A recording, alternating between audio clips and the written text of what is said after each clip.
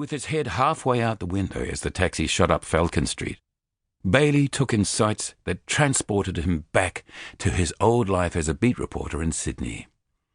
Lee's Fortuna Court was still there. The same white and green neon sign out front. He'd once spent 5 hours sitting on the tiled steps of the old Chinese restaurant, waiting for a billionaire television boss to emerge from a long lunch so that he could question him about his tax affairs. About 100 metres up the road, they passed the Crow's Nest Hotel, where Bailey and Dexter used to meet back in the mid-1980s to exchange information about the corrupt cops running drugs and prostitutes up at the Cross. These meetings were always done in secret. No one could ever know that Dexter was Bailey's source. There were too many rotten coppers out there who knew how to make troublesome people disappear. Bailey and Dexter would load up the jukebox with Rolling Stones tracks and pick a quiet corner where they would talk for hours, drinking schooners of draft beer together. The rookie cop and the cub reporter, both out to make their mark long before they were lovers. The taxi swung off the Pacific Highway and up the long driveway to the Royal North Shore Hospital. Ronnie Johnson was standing outside the emergency department, puffing on a cigar, when Bailey climbed out of the car. "How's he doing?" Bailey said. "Still in the operating theatre, Bubba." Ronnie was speaking with a cigar between his teeth. "Doctors say it's going well." "Where's Nancy?" Bailey was anxious and wanted to get inside. "She's inside the waiting area." Ronnie knelt and stubbed his cigar into the pavement. "Let's go. I'll take you up."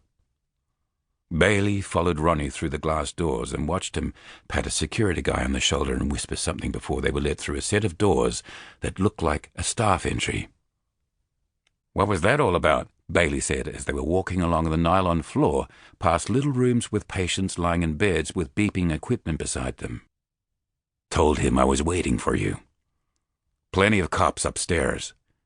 Gerald's getting the VIP treatment." "He's an important fellow," Bailey said, remembering he had a sense of humour.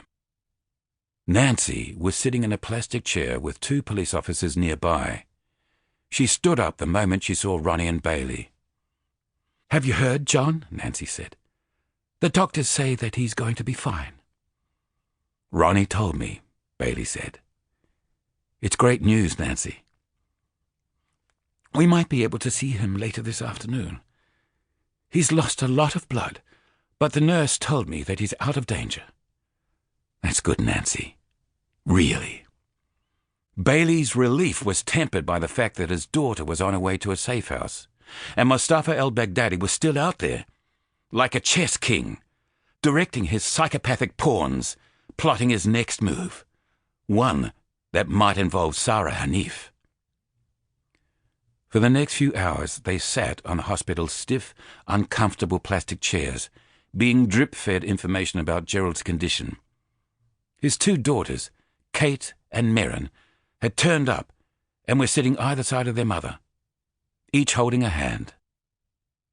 Around 5 hours after Gerald had been attacked, Dr. Sandra Wong appeared to tell him that they'd finished operating. "The knife narrowly missed the carotid artery in his neck," she said. "But the cut was deep, and we had to repair the muscle damage inside before we could stitch his neck.